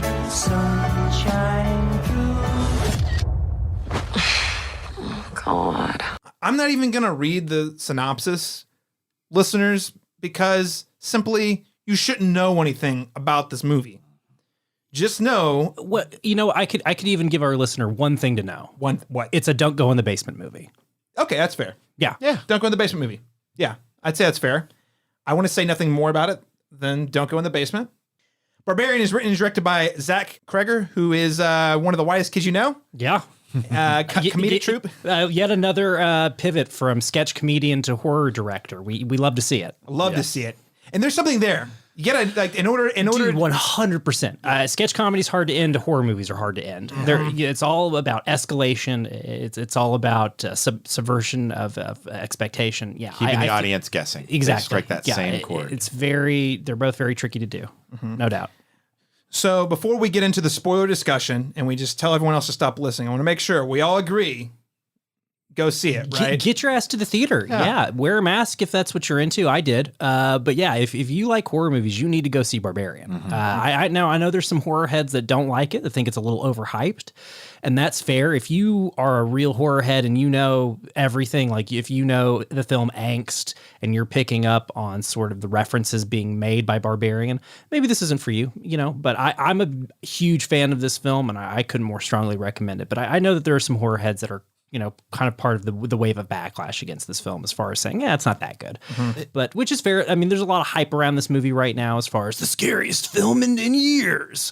But that happens every 2 or 3 years with horror movies. That's part of the marketing, unfortunately. Right. Unfortunately, the initial reaction and how much this film was downplayed out the gate is turning into a marketing tactic that I think might be diffusing it a little bit. But ignore it. Just ignore all of that and definitely go see it. It is truly a Russian nesting doll of a horror movie in the best way possible. And you will have whether or not it's the scariest thing you've ever seen, I don't know, but it is. You do not undersell the value of not knowing anything, how valuable that is to being scared. Because, for me, most horror movies, I only, I don't get my pants scared off. They kind of just hover around my upper thigh and my knees. But this film definitely, both legs out of my pants. They're so scared. That is a weird analogy I should work on. But that's all to say is that even if it wasn't like objectively as scary as a lot of other films, I think that again, that not knowing what's happening just really, really, really, really helps, drive this roller coaster. Well, it's structured very interestingly is another thing we can say without spoiling anything. Yeah. It's got an interesting structure and there's very clever tone management going on. It kind of keeps you moving around time and space without letting you get too comfortable, kind of keeping you on your toes as far as figuring out what you're watching. Yes. Both in terms of the tone it's communicating with and as far as like where and when you are. It's very clever in that regard. And that is exactly what I was going to reiterate here. I don't know if scariest is the right way to put it, but it is a scary and then it's a roller coaster and I have no idea where it's going. And I have the adrenaline is rushing throughout the entire time because I just don't know where we are, when we are, what's happening, what am I supposed to be paying attention to? I'm so excited. I love it. I'm so excited for the rewatch on this one because Yeah. I'm quite curious how the experience of this movie will be knowing everything that's going on. All right. So listeners, you've been warned. Stop listening if you haven't seen Barbarian. There's a reason we saved this for the end of the podcast. Do not listen any further if you haven't seen it. Even if you're not sure if you want to go see it, just go see it. And then you can come back and listen. All right? So we're done. Tune out if you haven't seen Barbarian. All right, now if you have seen Barbarian, we are here just to gush about this movie. Let's talk about what we loved about Barbarian. Or I guess there's probably some spoiler freaks that might be sticking around. Yeah, exactly. Yeah. There are people who have either seen this movie or if you're a spoiler freak and want to have the whole surprise detail for you. Justin Long is in the movie. I didn't know that when I went and saw it. I knew and had totally forgotten. I had seen him in the cast list and just for whatever reason, it totally left my mind. Yeah. And when he shows up at the end of the first act, I was just like, oh shit, that's right. Seeing the one trailer that I think we've all seen about the film. I haven't seen Never seen any trailers? I saw there was like I don't know how you avoided that. I guess I never went to a movie that showed a trailer for it. That's interesting. And then I happened to see like a 30-second teaser on Twitter that did a really good job of obscuring any details. I will say the trailer does not ruin this film in any, but the original one at least. I don't know about I've heard they've changed them to have like audience reactions. That's a lot of the marketing materials on this movie are audience reactions, which I think is a fun way to sell any horror movie. Yeah, it's kind of Paranormal Activity-esque a little bit. But reminds me of that. Yeah, I would say it doesn't, but Justin Long technically is in the trailer for a second. There's like I must have forgotten about it because I remember I saw the original trailer. It's like a second. And I was thinking, oh yeah, that movie looks interesting, and totally forgetting the movie existed after that. Yeah. Because I think I only saw it the one time. And then the next day here, people were just talking about how great it was. And I was like, I was like, oh crap. I was going out of town for work the next day, and I hit up Daniel. I'm like, hey man, you want to go see this movie tomorrow? Because I know if I don't see it tomorrow, it's going to be a week before I see it. And if it's that long, I'm totally going to get spoiled on this movie. Yeah, and it was so good. It just added to that. I went from a horror double feature that day that I already had planned, which was just Scott Derrickson. I watched The Black Phone for the first time and then Sinister for the first time that evening. And then I have this sandwich in between it of Barbarian, which... But the thing I love about this is the way it plays with what we think we know, right? So the movie opens, we were following Georgina Campbell, and she shows up, and oh wow, what are the chances Bill Skarsgård's also there? And at first you're thinking conventional horror. You're like, oh, something happened. He probably came in here and murdered someone. There's no way this is just a coincidence they show up. And how well they play out that entire opening sequence of, firstly, Bill Skarsgård, you know, the It Clown, just inherently terrifying. You know you can't trust him. And even the way he acts, come down, don't come here, help me. Well, even before that, way before that, Caleb. I mean, just the film is so clever in the ways it, like, positions Bill Skarsgård, because he does shit that is, like... weird. Both a red flag, and then is also like, oh, I'm sorry I did a red flag. Oh my God, I did a red flag. I'm so sorry. Yes. I promise I'm not weird. And, like, the film is so clever, the way he's written and the way he plays it. It just constantly keeps you on the edge of your seat as far as what is going on with this dude. Now, I felt very clever and I had decided pretty early that this guy wasn't actually a threat. But I've seen a lot of people that say until the moment where his head gets caved in, they were unsure what his deal was. Yeah. And I think that is a very effective aspect of the film.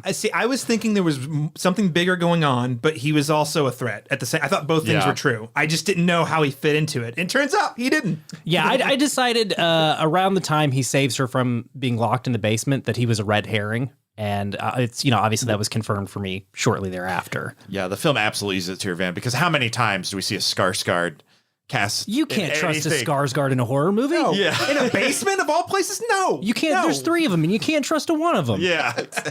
Yeah. You're going to do something fucked up. But but you know, I love it. It builds the tension. That entire first act, you're just on the edge of your seat. You don't know where it's going, and it just constantly gets creepier and creepier. And then we learn in the second act. So we'll get into the details of the second act, but I just want to stop and say, even the framing of this narrative. Oh, okay. They show up at the same house.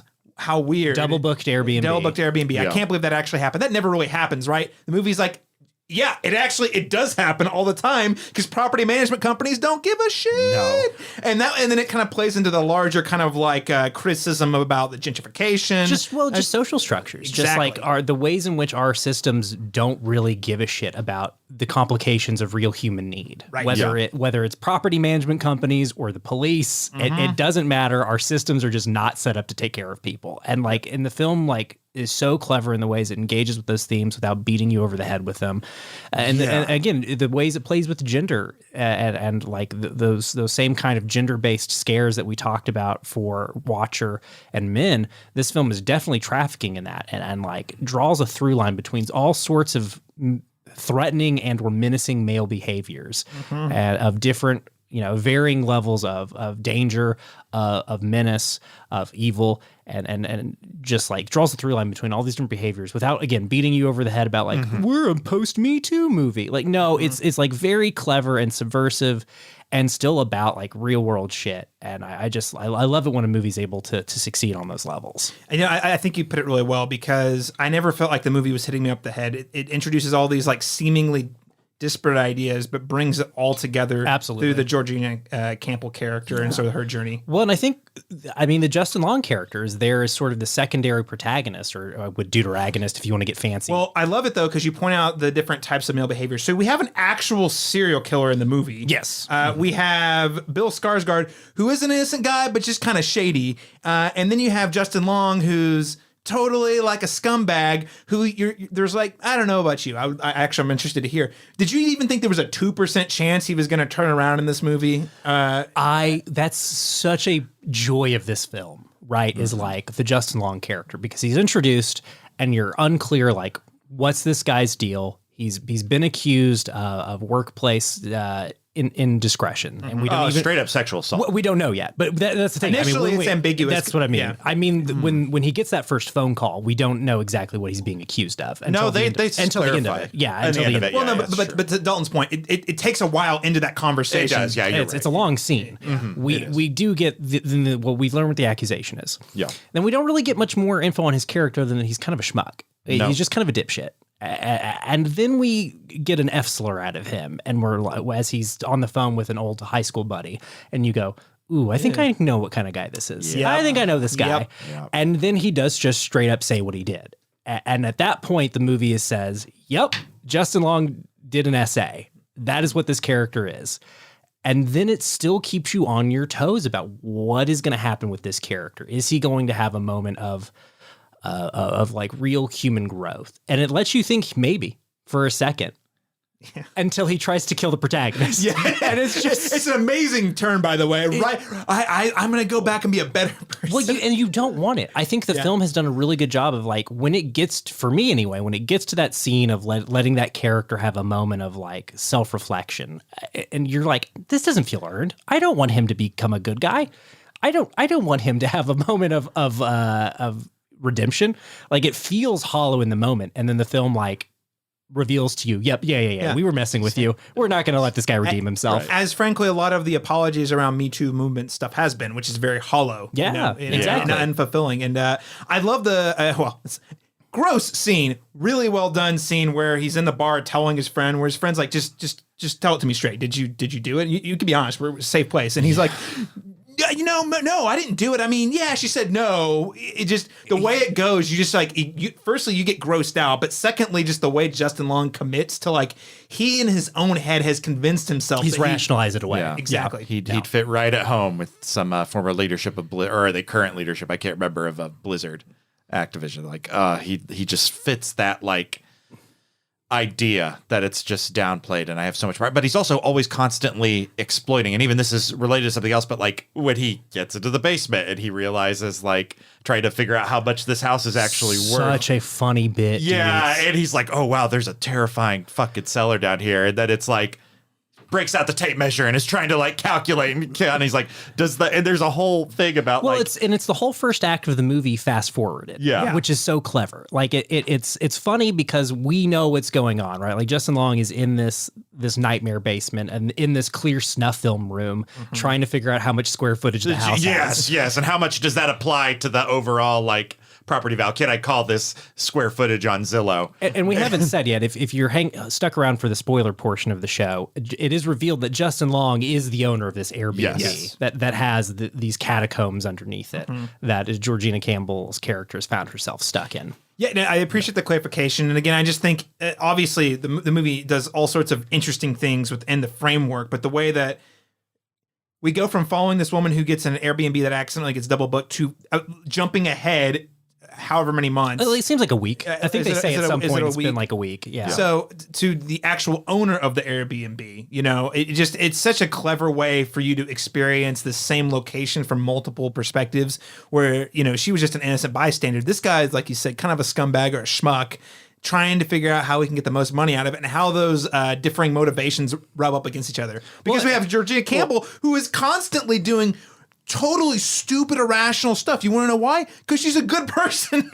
Like Justin Long's trapped down there and she's trying to go back, trying to get the police. Yeah. Well, nothing she does is irrational, right? Like, and that's, I think what works so well about this is she finds herself in a horror movie and knows she's in a horror movie and is trying desperately to get out of it. Right. Whereas the Justin Long character is completely oblivious to the fact that he stumbled into a horror movie. Well, I should clarify when I say irrational.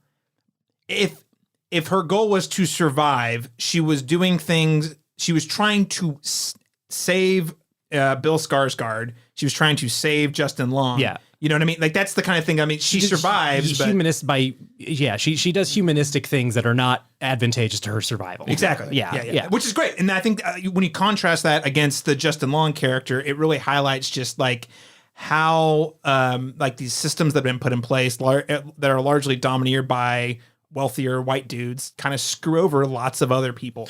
Well, and again, like her character's positioned as having to consider these things, right? As a woman navigating the world, she has to consider the murder basement. She has to consider the reality of the fucking cage in the sub basement underneath the first murder basement. Justin Long is an idiot, and as a white dude can stumble through life without really paying attention to what's going on around him. And I think, again, the film like has these themes running throughout it without ever calling attention to itself. Like that theme is illustrated to us as an audience through jokes. Justin Long is measuring the murder basement, and it's a huge, long comedic set piece that goes on for, again, like a beat longer than you think it's going to go on for. And again, it just like kind of underscores this central theme of the danger that men present to women in the world without hitting it hitting you over the head with it. Yeah, and this film can simultaneously talk about multiple things because, to some extent, we might get into this a little bit, but like Tess, the protagonist, she is there because she is filming a documentary about famous architects who ultimately gentrified she is there to try and get a job as a part with a documentary filmmaker who is covering these architects that basically led to a wave of gentrification within Detroit, who Bill Skarsgård's character, Keith, I believe, is one of those architects. He's an artist that's in the process of like flipping houses. Exactly. For art installation, or not art installations, but art collectives rather. Yeah. So they're both kind of looking at this ways of how homes transform and kind of become something different. And then again, you have Justin Long, who has the home just to rent it out to anyone at randomly. It has no connection. And then another layer with the Airbnb that, of course because one of the things the film plays attention to that you would think, oh, this wouldn't really happen, is that the Airbnb has no idea that Keith nor Tess ever left the house within the amount of time it took. Oh, that was an amazing moment. He's like, "Has no one been here?" He's like, "No, well, we only send someone to clean after we get the next booking." Yeah. Like, so it has this like argument of what really makes a home, and it's like, well, none of these people are particularly attached. This is just a place out of solely for convenience to them. Whereas like they didn't build the labyrinthian underground network of cages where you kidnap women and create a terrifying incest family. Like that is what makes a home, I guess. I don't know. It's not really like getting at that, but it's kind of interesting to see that dynamic of like, here is someone who's literally deeply rooted in this house and has established their place, and it's got this pristine amid this whole like dilapidated setting around it. Yeah, that reveal of the morning after, where she walks out of and sees like just how derelict the neighborhood is. Well, and like it's funny because Bill. Sorry, I totally cut you off. No, you're good. Well, I said you're spot on because I love how Bill Skarsgård the night before and says, you don't want to go out there. It's a rough neighborhood, and you're thinking, oh, okay, it's probably a little run down. But sorry, yeah, and then we reveal, and then again she goes to this job interview after we've seen the neighborhood during the day. She goes to this job interview, and her potential boss, this filmmaker she wants to work with as a researcher, goes, "Oh, you're staying there? Oh no, yeah, you got to get out."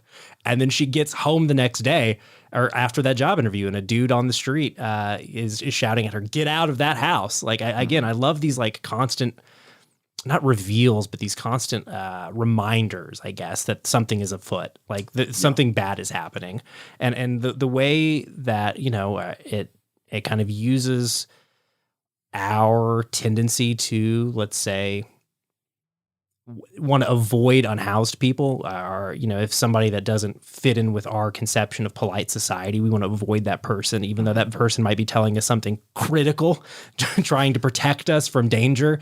We are immediately leery of that person. We don't want that person near us. And again, it's just a clever way to deploy, whether he ends up being a magical unhoused guy is sort of up for debate, but I think the way that character is used is pretty effective. Yeah. And firstly, I think it's really great that they incorporate the homeless system, because it does tie into one of the several things this movie kind of throws at the wall. I think I love about Barbarian, we've already sort of acknowledged, is how it simultaneously throws everything at the wall and also makes it all say something meaningful, cohesive. Yeah. And one of the things I want to hit on a little further that Daniel was alluding to here is the urban decay of Detroit, of all places.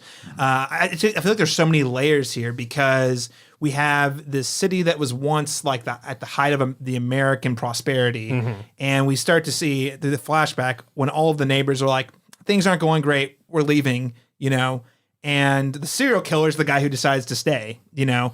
And what is the film trying to like get at that? The only things that remain in these rundown neighborhoods are the absolute worst parts of the American dream, right? That I think's, again, the movie's not being like really specific about it, other than it's saying, hey, there's still people who are capitalizing off of the urban decay. You know, Justin Long has no connection to this house. He's never been in this house. He just was looking at it as a way to make money. And it's literally built on top of a serial killer's death labyrinth. Yes. Who we haven't mentioned is played by the incredible Richard Brake. Yes. Who is just so good in this horrifying fisheye lens 80. We talked about Technicolor when we talked about Pearl, the color and the production design of this 80 sequence. We kind of get this flashback to like what has been going on underneath this house. It's it's the second time the film breaks from its main narrative to kind of bring you into a side story. And it's just as jarring as the first time the film does it. And it reveals what it's doing so much more quickly. Yes, you don't need. I think that whole thing is like 6 minutes. Yeah, it's way more. Let me rephrase it. It's as jarring as the cut to Justin Long, but like so much more quickly, like reveals to you what it's showing you. Yes, and when it reveals what's happening, it is such a oh god moment. As the film is like revealing to you what has happened, what you're seeing. What has been going on, with the stakes of this murder basement are. It is just such a horrific reveal. You're like, oh, this movie's absolute sicko shit. Yes. I'm really in for it, aren't I? Yes, you are. But again, we haven't even talked about the character of Mother, the incest monster that Richard Brake is responsible for. His character, I shouldn't say Richard Brake is responsible for it. The character he plays is responsible for this character of Mother, who is like a really sympathetic and effective. Absolutely. Like, and again, it's the movie like is this kind of taut social thriller in the beginning and becomes this sort of creature feature later on. And it does so many different kinds of horror. And as it introduces this kind of creature feature element, it does what all great creature features do, which is give you a sympathetic monster, give you something like the creature from the Black Lagoon, give you something like King Kong, give you a character that you can kind of like hang your sympathies on and feel bad for. And I just think that's such an interesting choice. Well, and I love that the creature, the Mother character, is essentially just a sad product of what is left of this dead, dying part of Detroit. You know, it ties in with a couple different things. One, women are always going to be the victims of like men's shittiness, which is consistent throughout the film. Number one, and number two, it's, you know, going back to what I was saying earlier, when the systems and the economy have moved on, the thing that is left to live in this place is a serial killer. And what happens to an open wound over decades? It festers, it creates more infection. Yeah. And this is the thing, is this poor creature is just doing, I mean, she wants to be a mother, right? Yeah. Like it is a very basic human need for you know, to be a parent. Especially when she's been watching like all those, which is a sequence that I must admit does give me mixed feelings. It is sort of the body horror of Mother trying to breastfeed Justin Long is sort of a compelling and gross moment. But as with, you know, X, I am troubled by like, oh, big scary naked lady is sort of like a horror trope that's not particularly exciting. Right. Yeah. But I do think the film is effective with that character of giving that, letting Mother be a creature that is like compelling as a, you know, a sad, tragic figure. Well, and again, I think for me, it goes back to the context. Like that on its own is not very compelling or creative as a horror thing. Yeah. You know, it's the way they're using. Because I think by the time we reach that point, we have a pretty good understanding of what the creature is. That's something I've struggled to remember in a couple of conversations about Barbarian I've listened to, is where does the flashback to the 80s happen? Is it right after Justin Long gets captured? Isn't that where it occurs? Or is it after the bottle? It isn't like is it before or after I think the it's bottle? before the bottle. I think it's after he gets captured and thrown in the cellar. Is it like right after, what's the act, Georgia... Yeah, it's Georgina Campbell. Georgina Campbell. Yeah. I kept wanting to call her Tess, which is her character. Sorry. Right? Character name, yeah, but like Tess covers his mouth. It's like, shh, is it right there? It's like a hard cut to the flashback, right? Yeah, I think so. That was my remembrance. In my head, that's where I remember it connecting. But I can't remember, like, I know it's around that part of the movie, but I can't remember like if we have context on what Mother is before we see her interacting with Justin Long. And in either case, again, you know, we learn what Mother is and why Mother is eventually, and it you know, does give us the context we need for what's going on. But I don't know, I'm mixed on how well that works. Yeah, no, I think that's sort fair. of. I think there are some subtle things, but then they, like, for the sake of it still being kind of a somewhat of an explosive horror film, it like maybe kind of sacrifices that a little bit. Like, even though I love the Deep Blue Sea-esque moment of the Andre, the homeless man, is like, oh, I've lived here and she's never come here. And That was incredible. And then, It's the Sam Jackson Deep Blue Sea moment is exactly what it made me think of. so Yeah, good. it's such a great The moment. second he gets that out of his line, she jumps through the wall. It was Good amazing. stuff. I do think they at least frame it a bit better. You're right, and it's where I didn't think about it, how often that trope of the scary old looking naked lady, Giant naked lady. Yeah. Yeah, but like when Tess gets out of escapes the basement through the cellar through that window, that small window, and when the mother reaches out because she has like basically effectively tried to adopt Tess, she doesn't reach out with like a like this crazy like monster trying to reach.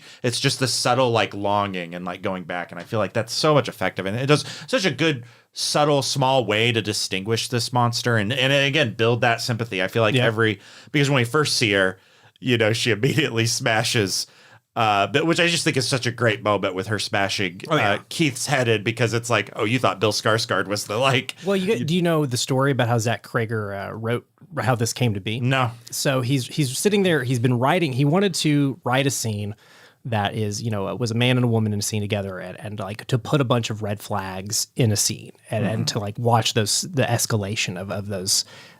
You know, increasing transgressions. Yeah. So he gets finally to the base. You know, he's writing and writing and writing, and he gets to her finding him in the basement, and he's like, "Well, now I have to like reveal what's going on, and I don't want it to be so obvious that it was him the whole time." And he just wrote, and a big giant naked lady comes out and smashes his head, and that was how we got the second half of Barbarian. Yeah, he just was kind of freestyling the scene and like kind of writing as he went and just kind of letting the scene unfold for him. So there's kind of an implication that Keith may have been at one point early on in the writing process, that Keith probably was the it sounded like to me that he just wanted you to be unsure of what Keith was doing. Yeah, he just wanted you to be scared of Keith, but never really planned to reveal that Keith. I guess maybe, but it seems like he as soon as he got to the point where he had to decide if Keith really was a threat or not, he immediately decided no, he's not. No. Yeah.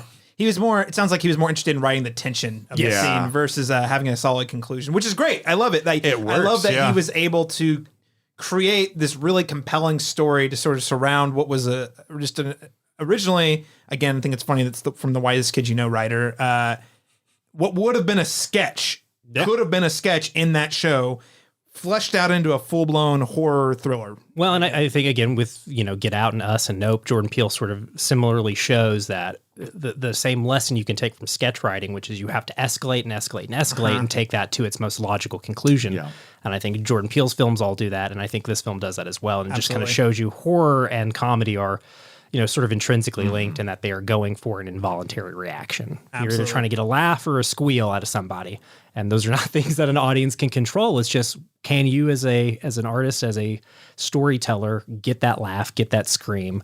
It's just interesting to me, like how tightly the writing of those two things can kind of correlate to each other. Right. Well, you have to really understand the human psyche, right? You have to understand what to figure out what makes someone laugh. You can use the same skills. You have to figure out how to surprise people. Exactly. Yeah, because despite this film being so surprising and you know, subverting expectations and going in blind, it can't just do it needlessly. Like, it absolutely can. So it does it with such a delicate balance that I don't think anybody was really expecting. Like, that in of itself, how good this film actually is, despite where it's socketed in as far as, you know, the September release, because like this year, especially, it's kind of a dead month, and I'm surprised how many good things we're getting out of it, but especially with Barbarian. Well, and a film that just like nails its ending too. Yeah. Great Great end credits, absolutely fabulous. I won't spoil that. Even that, if we've got any spoiler heads sticking around, we won't ruin the final needle drop for them. But so good. So, like, what did you think of the ending, Dalton? We've already invoked Texas Chainsaw Massacre on this episode. It definitely reminded me of that ending of our heroine, left in this traumatized but triumphant state as the camera kind of goes in for the close up. I definitely reminded me of that ending. And again, as with the Texas Chainsaw Massacre, I think one of the great horror finales of all time, I think this film does kind of match it, or at the very least tips its hat to it and says, hey, I know what's got a great horror. I know a horror movie with a great ending, and it sort of acknowledges that great ending and tries to pay homage to it a little bit. At least that was my feeling.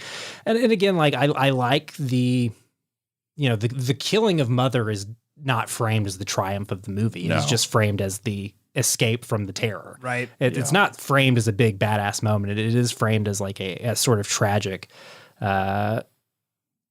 nightmare, as a putting something with a nightmarish existence out of its misery. It's a really sad moment. And again, but still sells the horror of the entire unfolding of events. Listen, I'm just really glad that Tess or Georgina Campbell got out of that alive, because I was pretty sure she was toast at the end. Daniel, what did you think of the ending? Yeah, I really enjoyed it. I think it's so good. And I also think it's because within that final instance, we get because we're still wondering if maybe Justin Long's character AJ is going to turn around. Yeah, we should pivot back, but that is a big part of the ending is the final reveal of whether or not AJ, the Justin Long character, is going to redeem himself. Yeah, and we get one last moment of him going. He to kind of, again, spoiler heads, not to give it too much, but he has a moment where he could choose to maybe do something that's kind of okay and potentially have a heroic sacrifice, and he obviously doesn't. We even mentioned that he actually had shot Tess on accident earlier? Yeah, we should mention that. Such a whiff. Yeah. Oh my God. Again, another moment where you're like, what is happening in this movie? Mm-hmm. Yes, he does shoot Tess already. He could redeem himself. He feels guilty about it. He's apologetic. He could redeem himself in the final moments, but alas. And I love a horror movie that says getting a gun is not the thing that's going to save you. Yes. I love when horror movies are like, no, you're not John Rambo now. You could shoot somebody on accident. You could drop the damn thing. It is not the end all be all of safety and protection. Well, I don't know about you guys. I definitely was. The second I saw him pick up the gun in this dark alley, I was like, oh, he's going to shoot her on accident. Oh, really? Yeah. I was just waiting for it to happen. And I was there was maybe a 2-minute period, and I was like, oh God, this is going to end poorly. I thought she was going to die though, so at least she was only wounded. Yeah, well, and it just speaks to his stupidity because there was a flashlight coming out of him, and he's like, the mother clearly does not need a flashlight to navigate her lair. So gloriously stupid character. What did he think he was shooting at? And but also you get that after he essentially pushes Tess off. She manages to survive because of the mother's love for her. And he goes down just to gaslight her for Which, by the way, I just want to point out that the mother character has to be some sort of Olympic diver. She was able to. Oh, you get that? She was able to. I mean, I'm just being silly now, but she's able to dive after Tess falls off and get underneath her and catch her. Such great form. I love it. Just that you cutting through the air. Yeah. Yes. But yeah, he gets down there just to be like, oh, you really fell. You fell. I don't know what happened up there. You slipped and fell. And then just for him to immediately, and I'm taking away some of your thunder, Caleb, because you brought this up when we left the viewing, was Justin Long does not have good luck with his eyes in horror movies. Thinking specifically of Jeepers Creepers, but even his eyes in Tusk, how much he's crying to the point of they're just like raisins by the end of it. The mother immediately is like, please just shut the hell up with your gaslighting, and just crushes his head. Oh, it's so great. But then it's also, it's the fact that Tess has to, unfortunately, the mother who has actually saved her at this point. And that's another, just an interesting dynamic. This monster has saved me. This monster cares about me. I wouldn't be alive without her. But unfortunately, we're not going to triumphantly kill the monster. As Dalton said, I have to put her down because this is just this is the mess we have, and this nightmare has to be wrapped up somehow. And and at the end of the day, I think, Dalton, actually, to take your point about the gun to the next level, I really don't think the film is like praising violence in any way. Like, again, it's very sad when she puts down the mother character. It's not saying this is the way. It's saying, gosh, isn't this terrible? This is how this has to end for our main character Tess to get out of this. It's just really, God, so nuanced, so smart. I love it. And just goes so against the grain of what we expect to see in a lot of horror movies. At least I would say more traditional horror films, not like the Jordan Peele movies. Okay, guys. Well, we have to wrap this up somehow. So, any closing thoughts here? Any closing thoughts on Barbarian? Maybe. What do you think of the film's title? Maybe. I don't know. I mean, I didn't realize that it kind of alludes to it. I guess in the one trailer that I did say, there is a subtle way in which they do allude to the. I mean, it takes place on Barbary Lane. Yeah, that's established very early. So it is appropriate, but I think it works, but it's almost like it's funny. You get a little bit of that whitest kids sensibility. It's like, oh, the barbarian of Barbary Street. Like it also just comes from it was a cool file title. Yes, it's truly totally. It's revealed in a Q&A that he just titled it Barbarian because he thought it sounded cool. Yeah, and it just kind of stuck. And then now it's on Barbary Lane and does introduce this interesting question of who is the barbarian. Like, it works definitely. But I think the Barbary Lane is sort of a clever okay, well now we can at least like we could put the one like give a reason for the name. Contextual justification for it. Yeah.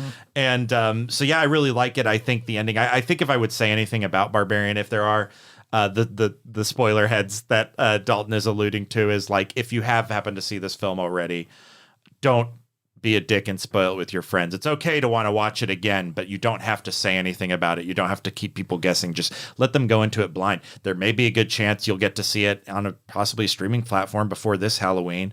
And I would definitely recommend. It's a 20th century film. It's going to Hulu.